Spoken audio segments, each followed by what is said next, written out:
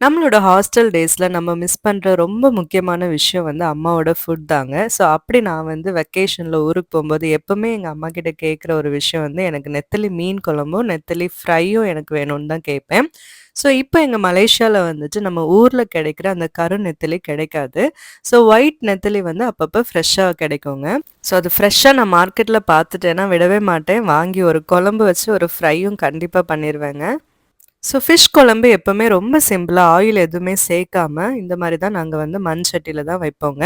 எல்லா ஃபிஷ் குழம்புமே இந்த மாரி நாங்க துணி வச்சு தாங்க ஆத்தி குடுப்போம். கரண்டி யூஸ் பண்ணவே மாட்டோம். அந்த ஃபிஷ் வந்து பிரேக் ஆகாம இருக்கிறதுக்காக. நான் வந்து கருவேப்பில டைரக்ட்டா ஆட் பண்ணியிருக்கேன். நீங்க எண்ணெயில தாளிச்சும் ஆட் பண்ணலாம். அதோட டேஸ்ட்டுமே சூப்பரா இருக்குங்க. அண்ட் இந்த ஃபிஷ் ஃப்ரை பார்த்தீங்கன்னா, தேங்காய் எண்ணெயில தான் நான் கண்டிப்பா பொரிப்பேன். ஸோ அந்த டேஸ்ட் வந்து தனிதாங்க எப்பவுமே. ஸோ நெத்தலி ஃபிஷ் வந்து கொஞ்சம் கேஸ்ட்ரிக்ன்னு சொல்லுவாங்க. ஸோ அது கூட நம்ம வந்து பூண்டு தட்டி போட்டோம்னா, அதோட ஃப்ளேவரே வேற லெவல்ல இருக்கும். அண்ட் ஃபைனலா கொஞ்சம் கறி லீஃபும் நீங்க தூவிக்கோங்க.